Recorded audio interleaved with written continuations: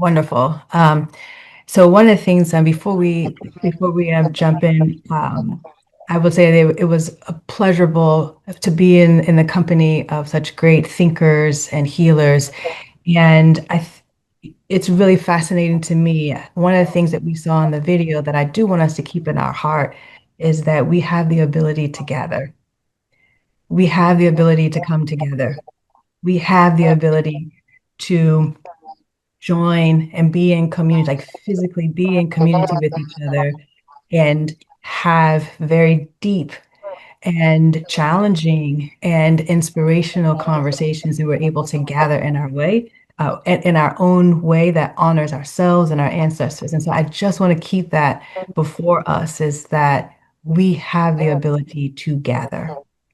And that is, I think, a really crucial step as we pave the way forward to healing.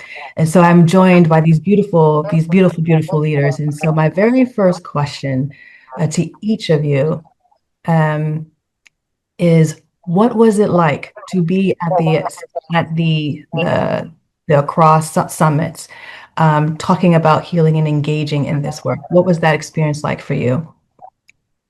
And I'm happy. Dr. Federico, we can start with you. Good morning. Morning, y'all. So, can you hear me? Yes. Yes, okay. So it was a very pleasant surprise because I wasn't expecting the recommendation. In the first few days on 2025, I received an email from Dr. Wade Nobles on the Association Black Psychologists asking me if I would be interested in participating there. I said yes, but I had no idea what it would be like. I work as a psychologist in Brazil in a public school, and I do private clinical work. And I also teach and conduct training on African and Black psychology. And here in Brazil, we have talked a lot about the mental health of the Black population, but I didn't have much knowledge about reparations. And the way that Aqua Summit was organized was very didactic with artists, teachers, researchers, and care professionals. And for me, it's like a rite of passage, Mm, assessing all these discussions and narratives in an articulated way, and also feeling the vibration of the experience in my own body and spirituality. I felt that I returned to Brazil with a great responsibility to spread these discussions about reparations and healing. beautiful, beautiful. Oh, there's so much there. Dr. Daniels, how about you? Well, let me just say that it was one of the great experiences of my life, actually. It was overwhelming to see such incredible minds gathered in one space and place to grapple with the question of healing, particularly in terms of looking at the not only the original wound, but the way in which our behavior has been altered Mm, over generations because of the Holocaust of enslavement and all of its manifestations. And to be in the space to witness I mean, what I know, but to see the genius at work, to see the Emotep and all of its manifestations just blossoming in the room. And for those that people who have been working on this proposition for years and years and years, and some of the thought leaders that are there. It was very powerful, and it was encouraging. And of course, it let me know that Marcus Garvey was up, you mighty race, you can accomplish what we will. mm, beautiful. Um, uh, I'm trying to hold back from interjecting because I want to hear from everyone, but we're going to come back to some of the things that you said. It's beautiful. Dr. Nicholas, how about you from IT? Hello, Nia, no tout. Good morning, everybody. Bonjour. Wherever you are, good to see everybody. Thank you. Good to see, just to be in company again. Yes. overall. I would say for me, participating in the summit was both affirming and transformative in ways. What stood out most to me was the intentional centering of healing, not as individual act alone, but as a collective, historical, cultural, and political process. And too often conversations about Africa and the diaspora focus only on crisis or extraction or survival. And this gathering shift the narrative towards more restoration and dignity and memory and possibility.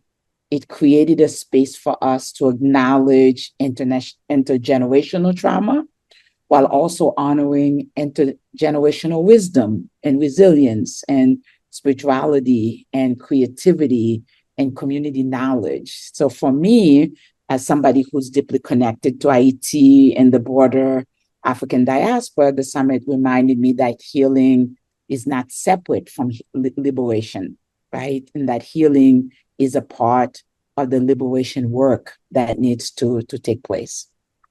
Absolutely. I will always think about healing as the glue that brings us together to pave our way forward. Mr. Wambu, how about you from the United Kingdom? Thank you. It was, as everybody has said, it was a very powerful occasion. What really struck me and made the experience even more profound for me was just seeing everybody gathered from the different locations in what I'm now sort of calling the African Atlantic and sharing knowledge of what happened in that location, and also different experiences that people have in those different locations. And that's what we kind of need to do, because I think sometimes there's a deficit of understanding of what happened to people in different locations. I mean, I do a lot of work in the UK on African remembrance, and we have a 3-minute silence for the victims in the West, in the Americas, the victims on the continent, and then the victims who went to the East. And all of those are big stories. And sometimes we don't share enough about what people underwent in those different locations. So it was a great gathering, and that process of expanding understanding was what I took away the most. Beautiful, beautiful, beautiful. Yes, we're going to come back. Everyone is saying something that I want to come back to. And we're going to come over to Brother Kwame. There's a reason that I chose you as last, because the cultural work that you do, and to have your cultural work centering us in this healing work was just, I would just say, it made my melanin glisten a little bit, made it dance. And so for you as our sort of our griot, and you're many things. How was the conference for you? Yeah, good afternoon, everyone. And I'll just jump right in. It was amazing, and it actually felt very relieving. As a cultural leader, as an artist, sometimes you forget that you are not the only one in this work, and you unconsciously put on the weight of the world on yourself, feeling like you have to bear the burden for uh, the Black race, for people of African descent. And within that space, when you come to the realization that there are other beautiful Black Africans in the diaspora who are equally potent or even more, uh, who are even more efficient, who have what it takes to speak on our behalf, who have what it takes to deliver healing. It was very, very relieving for me, and it led me to know exactly what I had to say, because as a griot, when you walk into a space, you don't want to perform, you want to channel. And Yes. so seeing people that I trusted, seeing people that I felt were dependable, seeing people that I felt were intellectually capable, that was where I had my healing, and that was what led me to give out all of the cultural experiences that I was able to give. Beautiful. We were so blessed by that in the sense that I know that when I stepped onto the resort, I could feel the ancestors there. And so as Africans going through this work, to have the ancestors in this conversation with us was so powerful.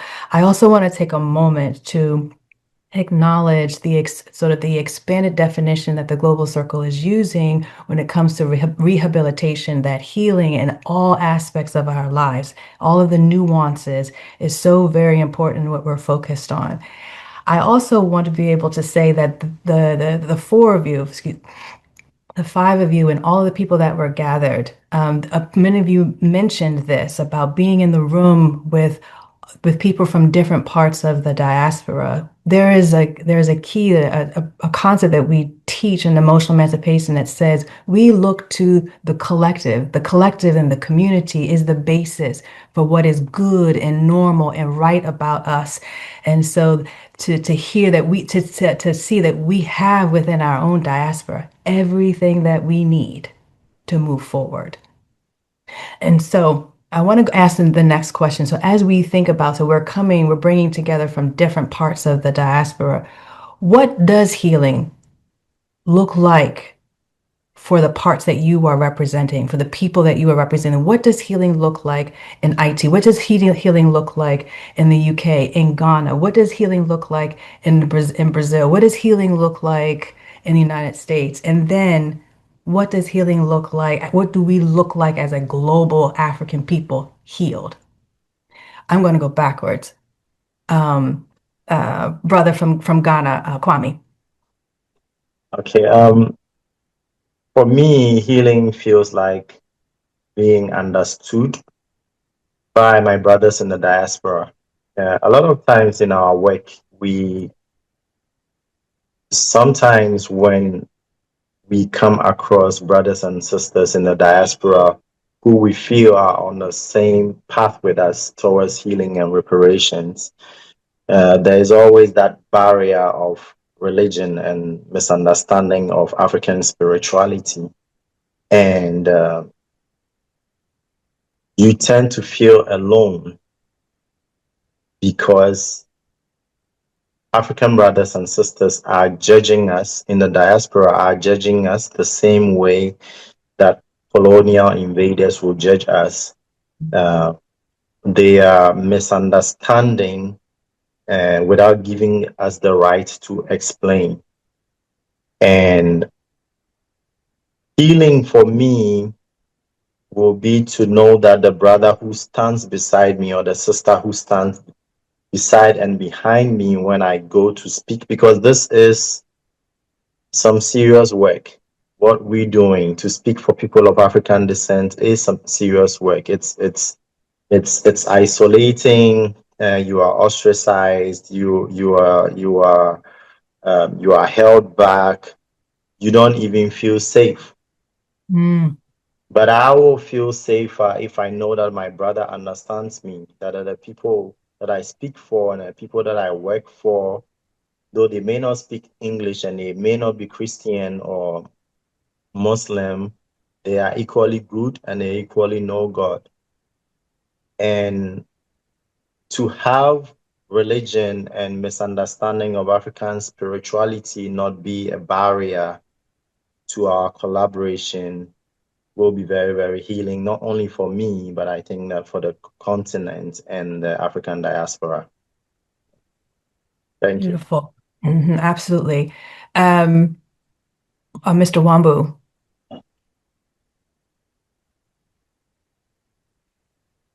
I think, as has been said, the healing looks different in the different locations because different things happened. And then if we also look at the AU agenda, which is for reparatory justice, which is for enslavement, for colonialism, and for neo-colonialism, And then you need to also understand the different things that happened in the different phases of what happened.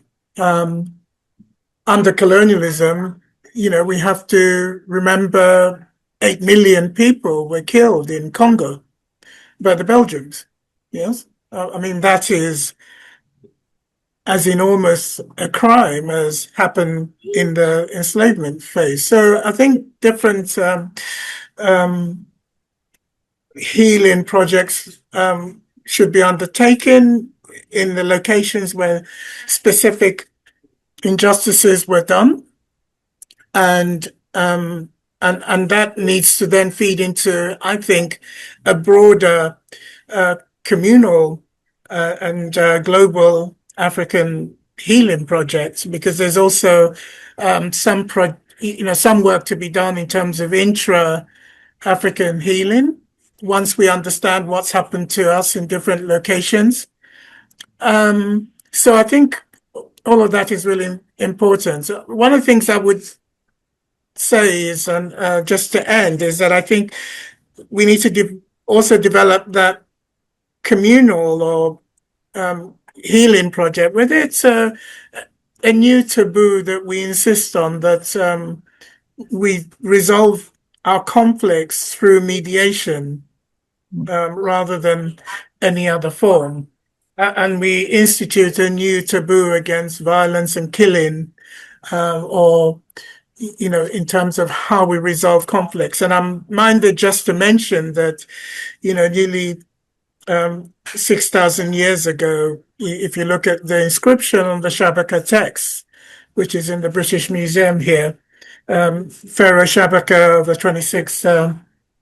25th Nubian dynasty put together the creation myth of Kemet. And in that, when there was the conflict between Horus and his uncle Seth, the Ennead was gathered together, the Council of Nine of all the gods and the deities, and they resolved that conflict between uncle and nephew through mediation, rather than allowing the violence to continue. So we've known on the African continent for nearly 5,000 years that mediation is the way to do this. And we need to relearn that and institute it. And we can see in different locations in the African world, new zones of conflict emerging, whether in South Africa or other parts of the continent, the civil wars. We have to find a way of institution, for me, a new, really, a new taboo against how we resolve how we resolve conflict, and to choose mediation as a form for resolution. Thank you. Absolutely. We're going to come back to that. Dr. Nicholas. Thank you. Thank you so much for the question. It's really great to hear my colleagues too. So I think in IET for us, and I think across the Caribbean as well, that healing carries a particular complex historical weight, right? So the Caribbean has long been a site of resistance, of survival, of creativity, of revolutionary imagination. And particularly in Haiti, for example, we hold the legacy of being the very first Black republic that is born out of a successful slave revolution. Yet Haiti has also endured centuries of punishment and isolation and extraction and political destabilization and ongoing trauma. I oftentimes say that trauma is not past, but continual. So when we talk about PTSD, there's no P in our trauma, right? There's no P in that trauma. But still, Haitian communities continue to create beauties and solidarity and innovation and hope.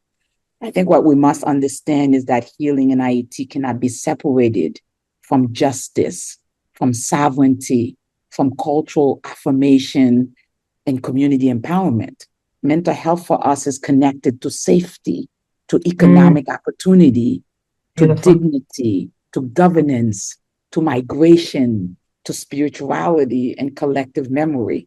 So healing in our community often happens in spaces that institutions overlook because it's not your typical places. So the laku spaces, and by the laku I mean the under the tree, sitting Yes. under the tree, and conversations are taking place. The women's groups coming together, and the women in the marshes, and the women who are cooking in the kitchens, and the women who are doing hair. It is to our art and the music, so, as well. It's to storytelling, right? It's to community organizing. So to me, this is why culturally grounding, healing ecosystems are so important, that we can't think of healing as a thing. It's what's the healing ecosystems, Yes. right? That is so important. We need models that honor local knowledge, community leadership, right? Rather than those that are imposing external solutions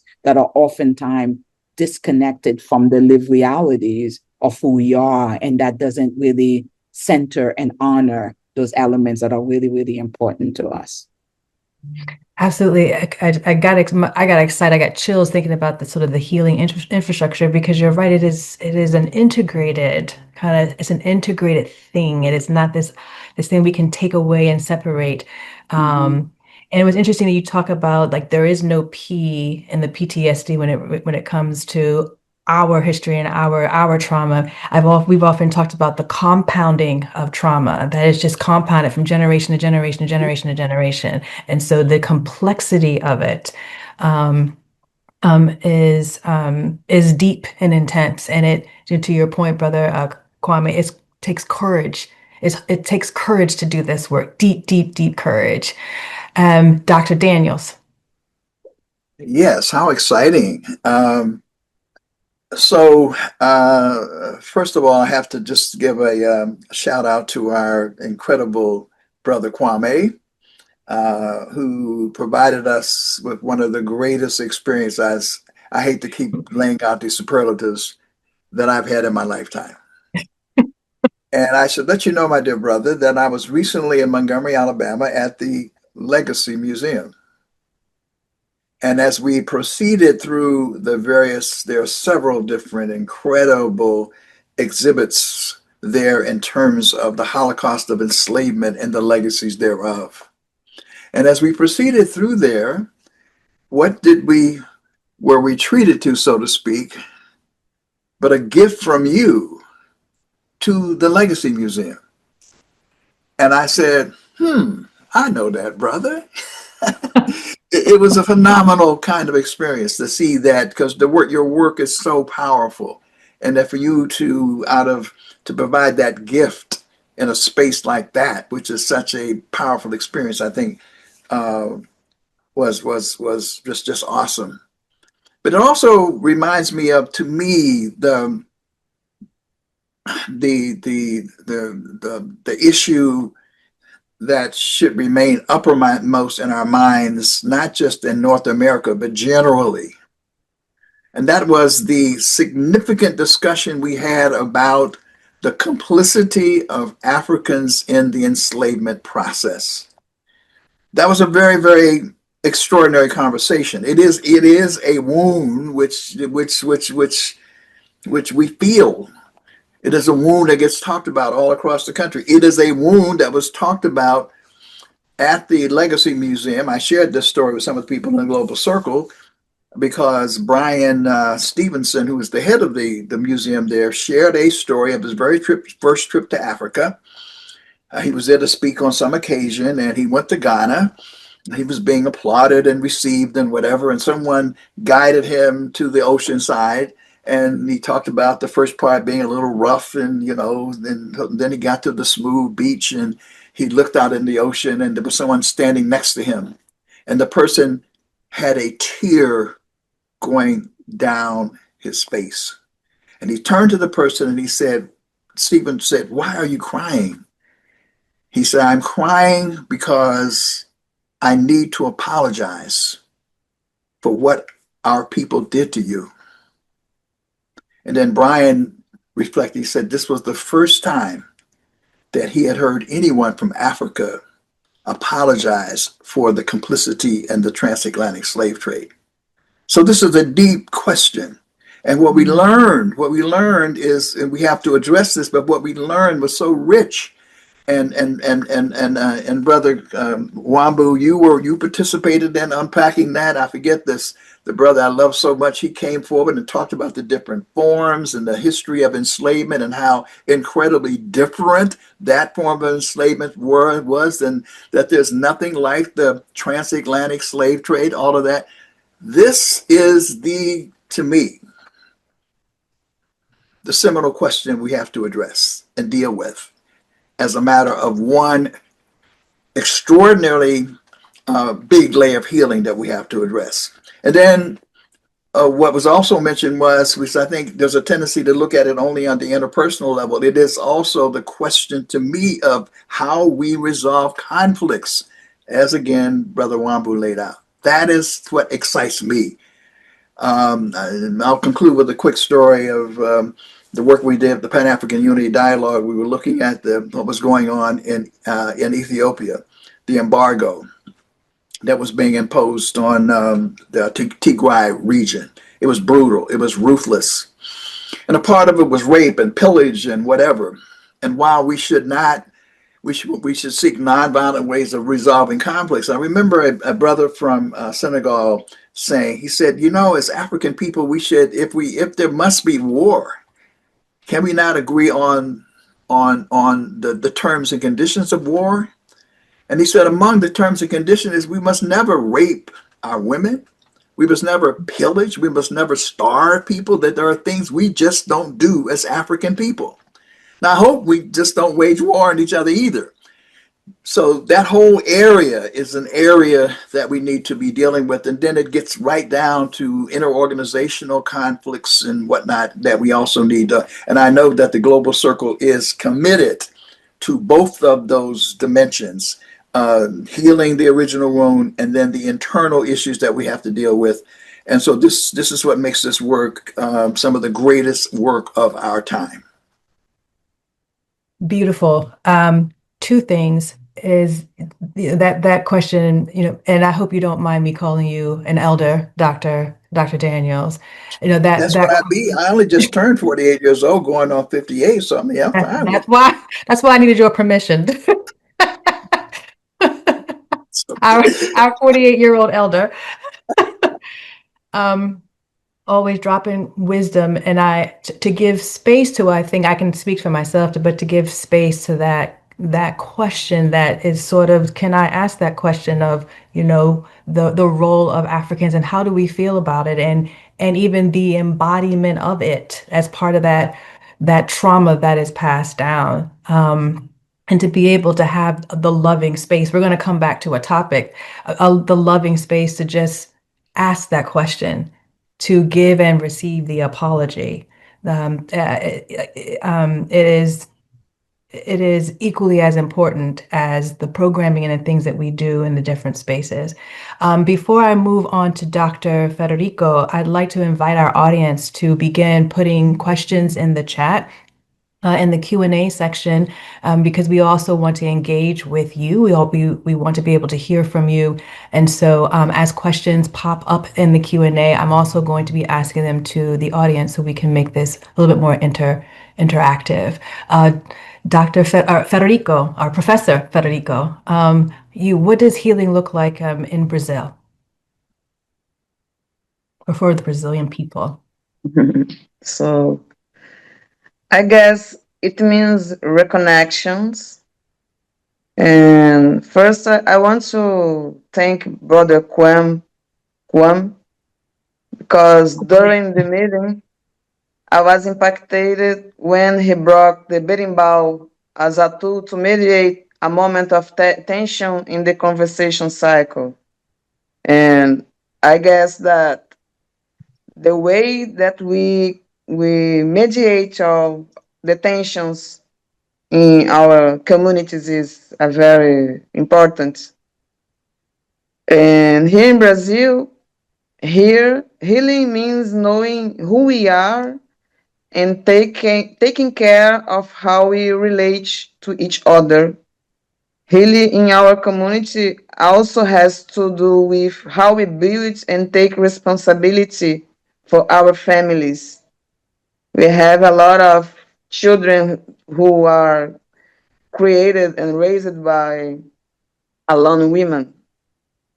The issue about extended family is very hard there. So we don't take care of our own family. And healing is looking at each other with more affection and respect and being more open to reconnecting. Knowing that here in Brazil, we are more than half of the population, and yet we still have anti-blackness behaviors, and political economic power is not beyond our control. We don't know who we are and how we impact the world, even though the culture produced by black hands here circulates throughout the world, but the wealth it produces does not return to our communities. So healing Brazil is about consciousness. We just do, but we are unconscious of what we are doing. Thank you. Beautiful. What I love about this is we're coming from different places, but I'm starting to see threads that bring us into alignment that we're all needing the same thing, the economic piece, the family piece, the individual piece. Even here in the United States, one of the things that we've been focusing on is the healing of the family. The healing of the family being the basis for the community, being the basis for the diaspora. So even though we sit in different places and even speak different languages, our experience and what we're after is unified and aligned. And so, one of the things that came up that we spoke a lot about is this incredible word called trust. If we are to be able to um, to do conflict well, if we are able to do that well, mitigate our conflicts, if we are able to heal our families, if we're able to have these programs and systems, my question to you, this is a question that came up a lot, or that we discussed a lot, was around trust. What does trust look like among us to move forward? What is that? What does love look like among us? I'm going to let the spirit move us. So whoever wants to jump in. Can I jump in? Yes, please. Yes. Um, I mean, they say that trust arrives in a donkey cart and flees in a Ferrari. So it's something you build slowly. And once it goes very quickly. So there's an obligation to commit to it and to keep doing it and to keep building the trust. Because once you do things that are not trustworthy, you return to the beginning or even further back from the beginning. And so some of it is about what is it you're saying that you're going to do? And will you do what you're saying that you're going to do? And this is not about sloganizing. I talk to so many young brothers and they come in and they're talking about being Pan-Africanists, and they were saying things that we were saying in the 1970s and 1980s, and I despair because they think that Pan-Africanism is a slogan and not a process. And they're not building on the small Pan-African victories that are there, and how do we then expand that and expand the trust, I would say, that underlines those small victories and how we move forward. I think in terms of this agenda of healing, and I hope my sister Nicholas doesn't mind me saying this, but I think there's a big issue with us and our agenda in terms of trust and what we say we want to do, because we have not healed Haiti, which was the first site of liberation in the Western world. Mm. And Haiti should not be where it is if we are truthful to our mission, Mm. because it rebukes us on a daily basis that what should be the jewel of our liberation is how it is. So for me, I think, how do we build on these victories that we've had? Haiti was a tactical victory, but now looks like a strategic defeat. And how do we reverse that? So I just wanted to throw that out there in terms of this issue of trust. Mm. So Anyway, can I jump right in? So since please, you please mentioned do. IT, Please do. Yes, yeah, yes. okay.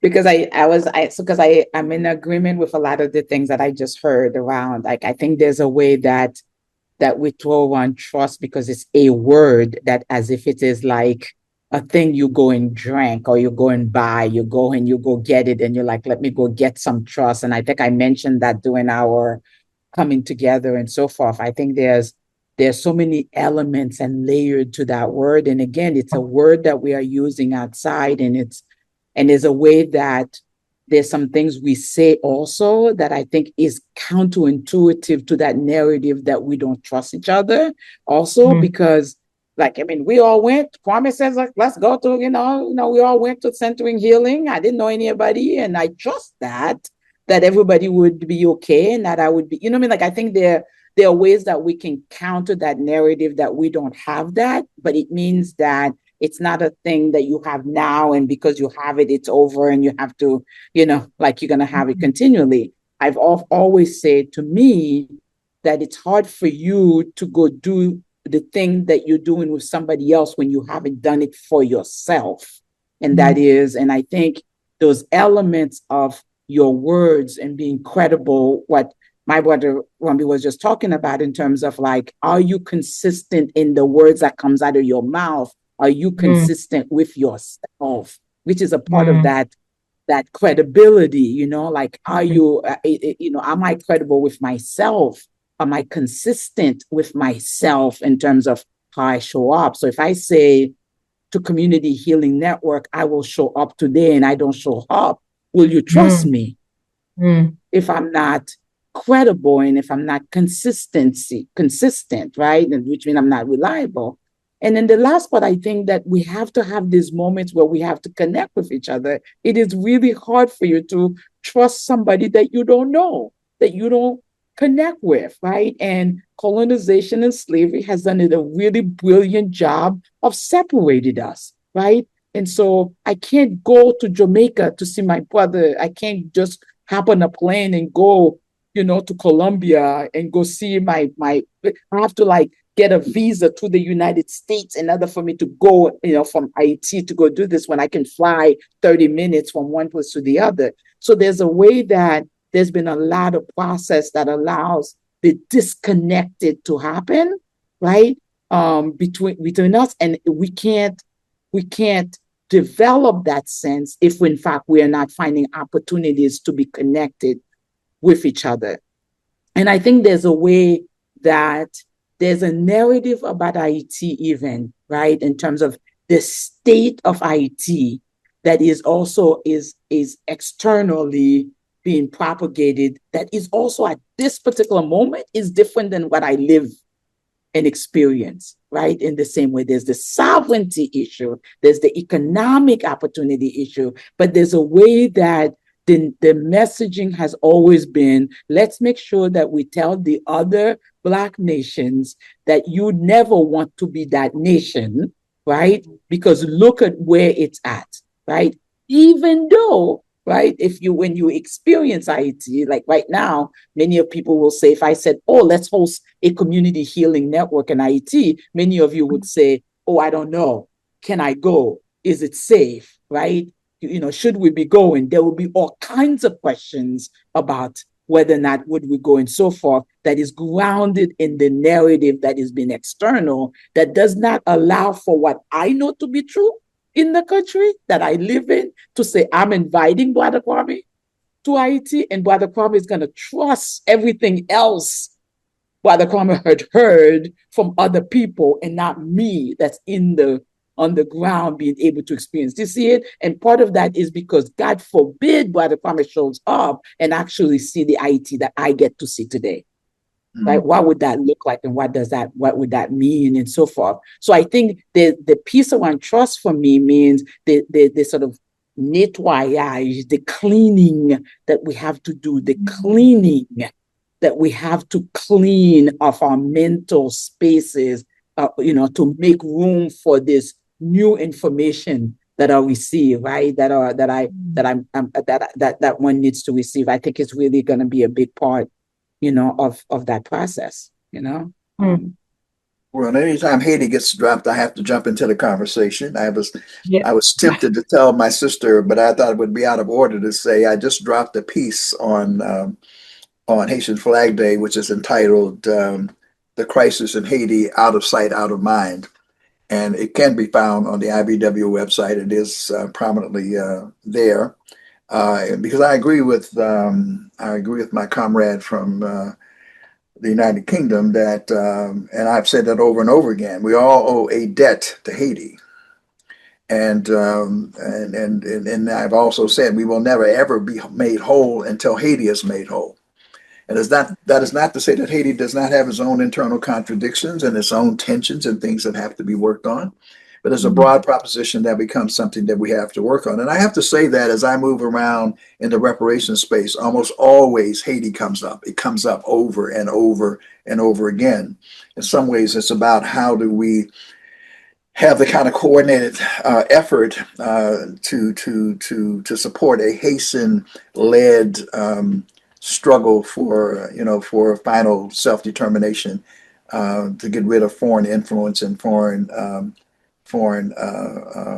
interference. So that's one thing. Quickly, let me also say that there are a couple of ways that you do trust, and it is not blind, I don't think. I mean, I think that it's not that we inherently distrust each other, but trust is based on the interpersonal levels, based on relationships.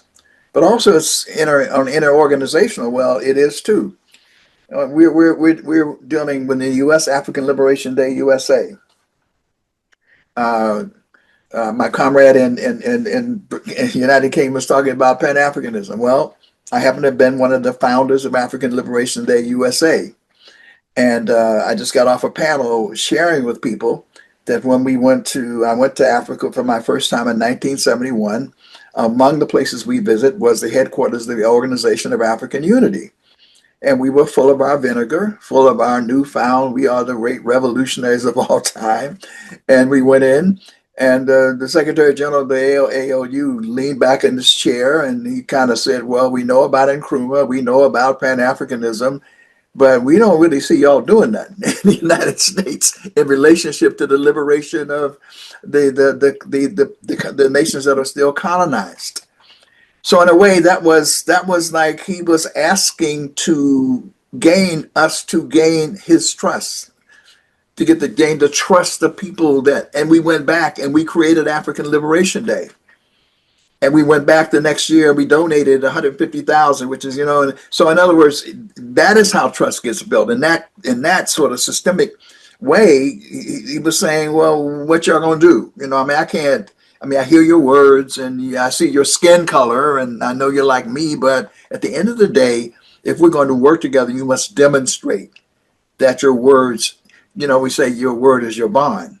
And we actually did that. So I think that also applies when we interact with each other. There are very often people set down rules of engagement.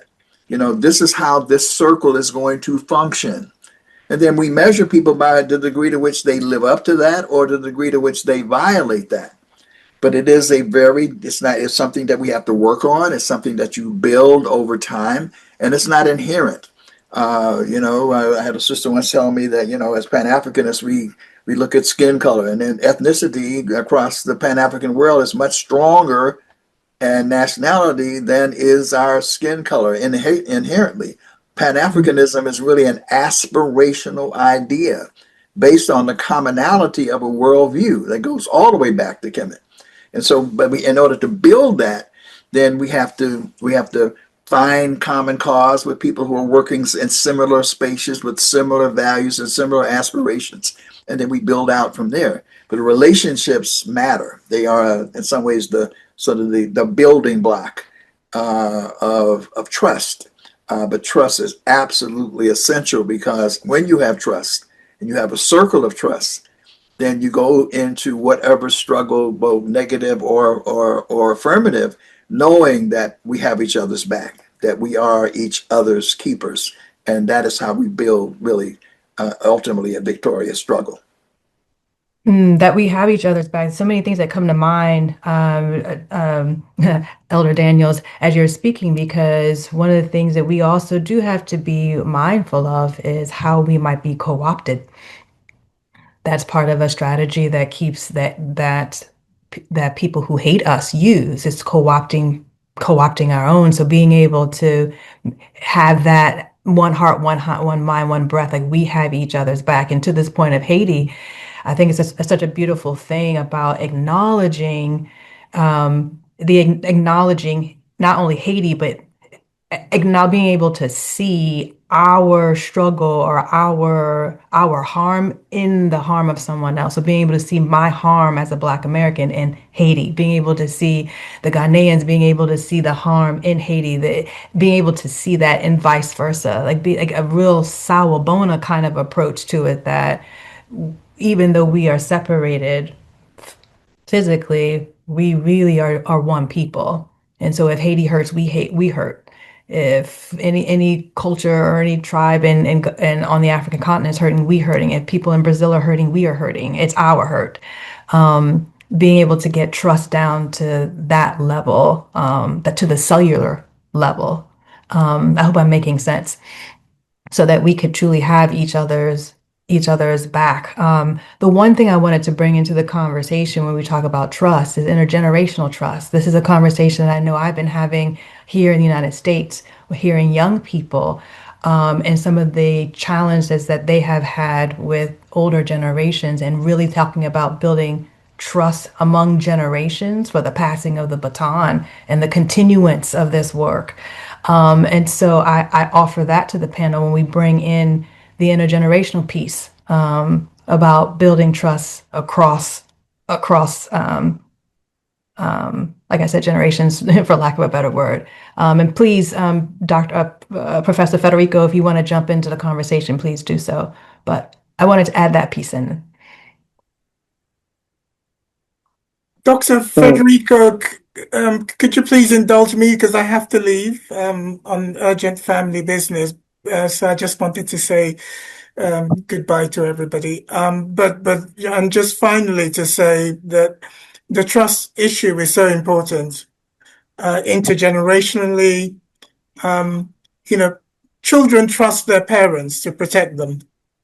And if we can't offer the protection to the next generation, they won't trust us as leaders, they won't trust us as parents. And so these things are so interconnected. As Elder Daniel said, if we say we're going to do something, we have to do it, because that is how the trust matrix is enlarged. If we can't do it and we're not protecting people and each other, then the trust just evaporates. But I wanted to thank everybody for such an incredible session, an incredible film, and I hope it inspires us to do better and to enlarge this space of global African trust and global African action and healing. Thank you. Beautiful. Thank you. So, I guess the trust in Brazil means not to be afraid. And as a people who have suffered and still suffer extreme violence, when we are afraid of losing what little we have. So I think that trust means having courage above all else. And as Baba Daniels, so Dr. Daniels said about the light skin. And I guess the whitening in Brazil, as a political whitening of people, the mixing people, I experience as a light-skinned Afro-descendant. Sometimes people don't trust me too much, and they doubt me. And I don't care. I understand. I just understand. I learned that time and patience and being continuing doing what you believe is a way to create trust, create people trusting you. So I guess that we must uh, reconnect these elements. So from African traditional philosophy about patience and to be continuous doing what you are doing, because someday people will trust. So I own this way. I'm talking about Africanity, anti-racism in Brazil since more than 20 years. And I understand that to be trustable is means to you have a community who talk about you too. So what community have to talk about you? You must to have more people between to make them believe that you are a trustable person. So I guess that is a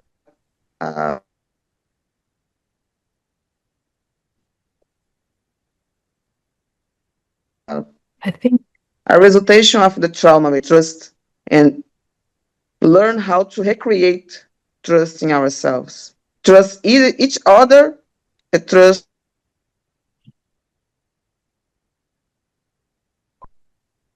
I think I think she's going in and out.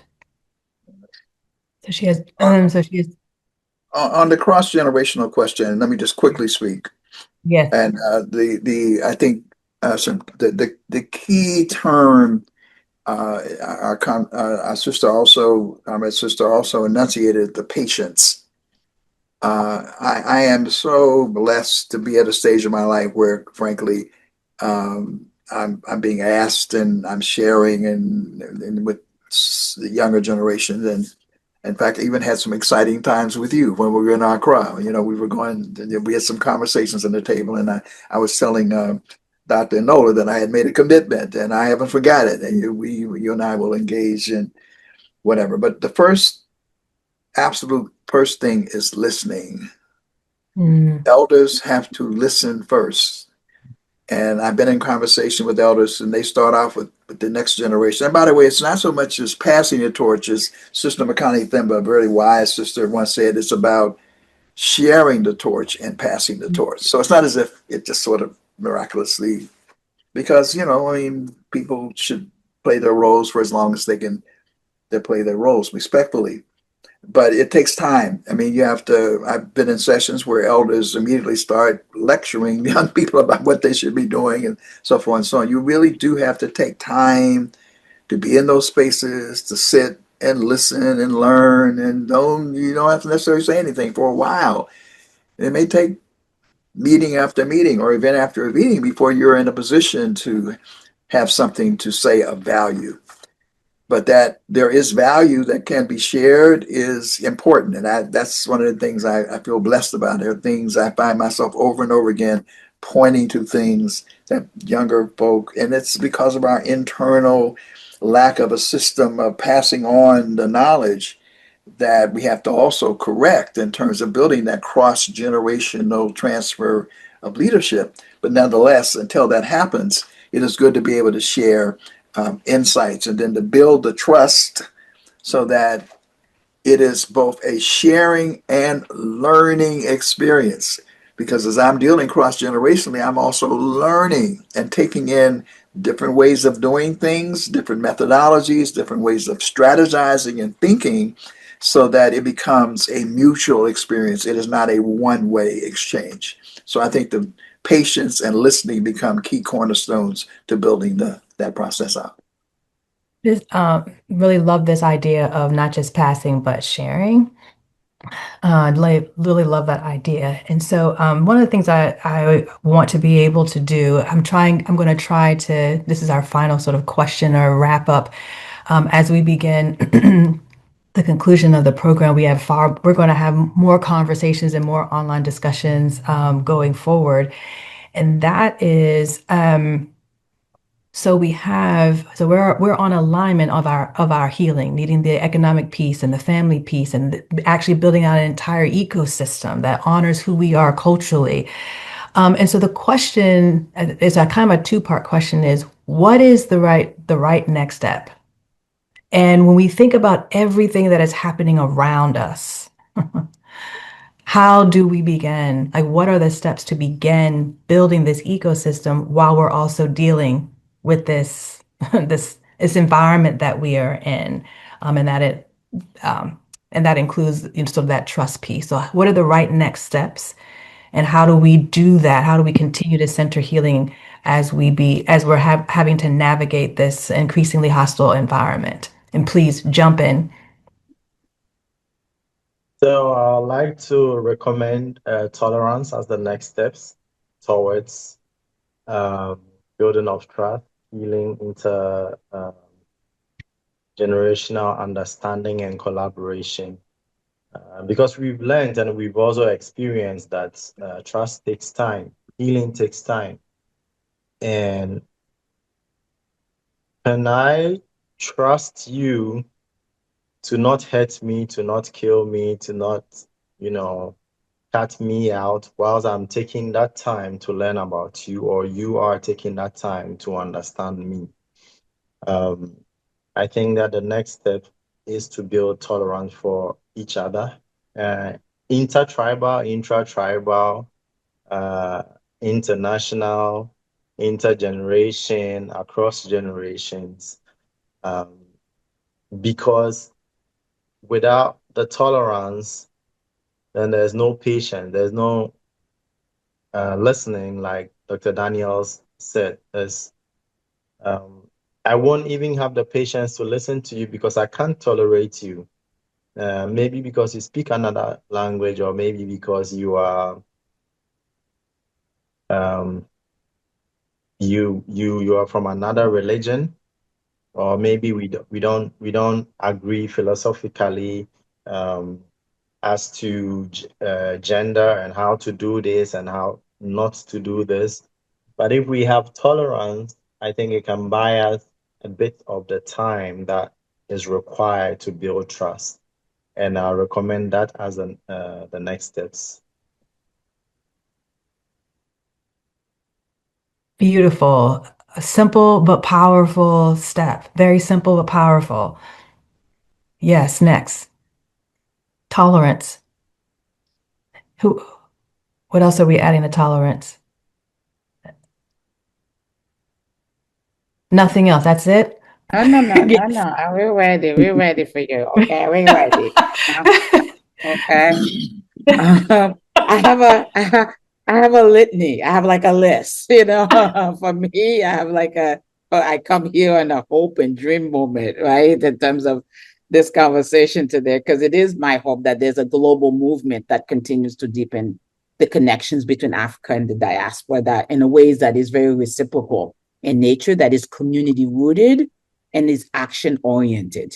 So Mm. my hope is that we are building a sustained healing network. So it's not like these one timers and we come together and then we separate ourselves and come back again for the next thing. So it's like, how do we have these sustained healing networks? How do we have intergenerational leadership pipelines, right? And I think what Brother Daniel was talking about in terms of like the ability to sort of understand the wisdoms, but we have to build. We can't wait for our elders to get to a particular place and say we wish we heard the stories, but how we are building leadership now among folks within the network as well, and how we sort of grounding, how we're creating spaces for young people's engagement, the voice of our young people is so important and so crucial. I'm from a country where 60% of the population is under the age of 25. I just flew back from Burkina Faso. That is a young, country as well that is leading in many, many ways. Senegal, young people leading in many, many ways. And if you look in other countries in the Caribbean, the young people must be at the center of this. Their level of trauma is not the same as my level of trauma or my mother's level of trauma and so on. And so there's huge opportunities there in how we are creating spaces for that. And then, for me, I lead a community foundation that is supporting community-led initiatives in IT in a sustainable way. I have to think about how we're building funding models that is building prosperity in nations, right? If we're healing without building prosperity where people have the abilities to, to be for themselves, fend for themselves, right, and so on within the younger population, to me, is really key as well. So I hope that we're going to invest in a healing infrastructure that is locally led and designed for long-term sustainabilities. I think our communities do not need saving. IT does not need saving. IT needs partnership. It needs true friendship. It needs respect. It needs investment. And it needs the space in order for it to lead. Look what is happening in Burkina Faso when you have a captain that has the space and the ability to be able to lead the people join in terms of that as well. So, like I said, I came with a list. Beautiful. I love it. Love it. Federico, do you want to add anything? Yes. My expectations is that we can globally disseminate local initiatives for reparations and healing. And I strongly believe in education. I hope we can drive global and local movements to change the Eurocentric narrative in curricula at all levels of education in all African countries and the diaspora, and that our unhealthy behaviors resulting from colonial trauma can be restored, that when we meet, we can recognize each other as relatives who were separated by time and space, but who have common bonds. And I also hope that we can rebuild our own roots of the circulation of books and other cultural productions. And finally, I hope that we can promote more meetings like Accra Summit 2 in an itinerant way across the continent and in the African diaspora. Beautiful. Beautiful, beautiful, beautiful. Yeah, so I think that that the journey of 1,000 miles has already been taken. Mm. And I emphasize that even at Accra Summit 2, that it's important to reaffirm, but the step has already been taken. I think the gathering was likely unprecedented. I don't know, because I don't know of all the gatherings that have been held, but the bringing together of that degree of wisdom and depth that is committed to build this ecosystem and this structure. And I remember there's some pieces that still needed to be worked out and all of that, but it's in motion. Yeah. So the Community Healing Network and Dr. Joy DeGrew and the work that she is doing, and they are co-chairing the working group within the Global Circle, and to building out that working group as it extends its arms and its to so many people is one of the ways to sort of carefully and incrementally, but certainly relentlessly build this ecosystem. So we should celebrate that which is, that we have within us, and to build on it, because we are the leaders we've been looking for. Absolutely. So I just wanted to just end on that note that this is even this session. So, I think we have something to build on. We just need to continue to systematically build it out. And yes. And that is the perfect note to end on. Elder Daniel, is that your new name? I hope you don't mind. The Global Circle has working groups, and so we would like to extend an invitation to the audience that you can visit our website, or we can visit the Global Circle website at www.gcrh.org. To learn more and to sign up. And I also want to let you know that this is the beginning of 7 conversations. We will be having conversations throughout 2007 up until the next Africa Day. And on June 19th, which we celebrate as Juneteenth here in the US. I'm not sure if it's an international celebration. I think it's just in the US. We're also going to release the watch guide, because we're also hoping that people will watch the documentary in their local communities, with their families, with their local organizations, and have conversations. And we will also release a guide to help drive those conversations so we can continue this work both locally. That will extend up into the global circle. So once again, it's www.gcrh.org. And please join us. Dr. Bluegray, would you like to come in for one final word? If not, I would like to send you on. Basically, restrict have the. Oh, Chandra, no, I think it's fine. You have said it. Beautiful. Beautiful. Beautiful. And so, as we opened on the words, on some healing words, I'm just going to leave everyone with the words of Bea Richards, who is a great ancestor, but it's also a call to action. It's a very simple call to action as you take all of this information and take the next step forward. And her words, her poem that I would like to read is called Today. Today is ours. Let's live it. Love is strong. Let's give it. A song can help. Let's sing it. Peace is dear. Let's bring it. The past is gone. Don't rue it. Our work is here. Let's do it. Our world is wrong. Let's right it. The battle hard. Let's fight it. The road is rough. Let's clear it. The future vast. Don't fear it. Is faith asleep? Let's wake it. Today is ours. Let's take it. Let's take it. We are each other's medicine. We have everything that we need here. We want to thank everyone for joining us, and we look forward to continuing this work together. We look forward to the world that we will build together. We look forward to bringing forth Marcus Garvey's acknowledgement to us. And so happy Africa Day. Happy Africa Day. Happy Africa Day. Happy Africa Day.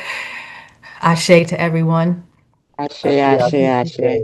Thank you for being a great moderator. Thank you for being a great moderator. You were easy panelists, so you made my job easy. Good to see everyone.